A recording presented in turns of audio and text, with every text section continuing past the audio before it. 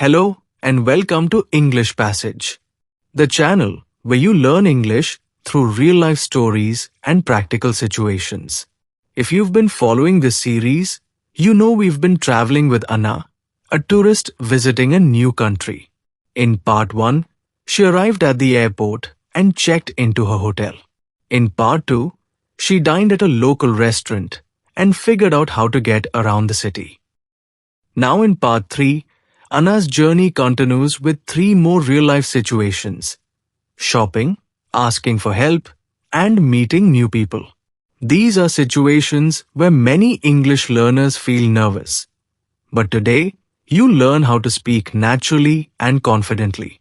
In the shopping section, you'll hear phrases for browsing, asking prices, and buying items.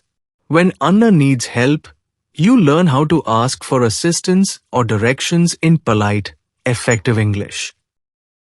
And when she meets fellow travelers, you'll get useful expressions for introducing yourself, starting conversations, and making new friends.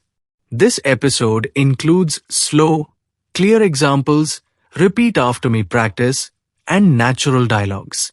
So grab a notebook, speak along with the video, and let's continue learning English by following Anna's story.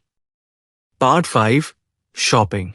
The next day, Anna wanted to pick up some souvenirs for her friends and family back home. She decided to visit a local market known for handmade crafts, traditional clothes, and unique gifts. As she walked through the colorful stalls, she saw all kinds of items: painted ceramics, beaded jewelry, spices, and soft scarves. A vendor smiled and greeted her. "Good morning. Would you like to look at something special?" Anna smiled back. "Yes, I'm just looking, thank you." After browsing for a while, a small bracelet caught her eye. "How much is this?" she asked. "That one is $10, the vendor replied. Anna considered her options. "Do you have this in another color?" The vendor showed her a few more. "We have blue, green, and purple." "I'll take the green one." "Can I pay by card?" "Cash is better," the vendor replied. "But there's an ATM nearby." Anna paid and thanked the seller. As she continued exploring the market, she practiced more phrases. "Can you give me a discount?" "I'm just browsing." "This is too expensive." "Do you sell local products?" "Can I see that one?" At another stall, she bought a small hand-painted dish. "This would be perfect for my mom," she thought. "Is this handmade?" she asked. "Yes, all our items are handmade by local artists," the woman behind the table replied. "That's wonderful. I'll take it." While waiting in line to pay, she listened to other customers speaking English. One said, "Can I have a bag, please?" Another asked, "Is tax included in the price?" Anna noted those down, too. Later, at a small clothing shop, she asked, "Can I try this on?" The shop assistant pointed her to a fitting room. After trying on a scarf, she said, "I'll take this one. It's beautiful." She also learned to say, "Can I return this if it doesn't fit?" "What is your return policy? Do you accept foreign currency?" Before leaving, Anna grabbed a few postcards from a nearby stall. Back at the hotel, she laid everything out on her bed and smiled at her purchases. It had been a successful shopping trip. Let's review the useful phrases Anna used while shopping. Listen and repeat. "How much is this?" "Do you have this in another color?" "Can you give me a discount?" "Can I try this on?" "Is this handmade?" "Do you accept cards?" "What is your return policy?" Now it's time for you to practice. Repeat each phrase after me. "Can I see the menu, please?" "I'd like the seafood pasta." "Can I have this without cheese?" "This looks amazing." "Can I have the check, please?" Say them aloud. And imagine yourself sitting at a restaurant just like Anna. The more you speak, the more natural it will feel. The woman pulled out her phone. "Let me check the map." You need to go back to blocks and turn right. It should be there. Thank you so much, Anna said, relieved. On her way, she practiced other useful phrases aloud. I'm lost. Where am I? Can you show me on the map? I don't understand. Can you say that again? Can you speak more slowly, please? Is there a police station nearby? She passed a pharmacy and remembered she needed some medicine. Inside, she approached the counter and said, Hi, do you speak English? A little, the pharmacist replied. I have a headache. Do you have anything for that? The pharmacist nodded and handed her a small box. Take one pill after food. Thank you. How much is it? $5.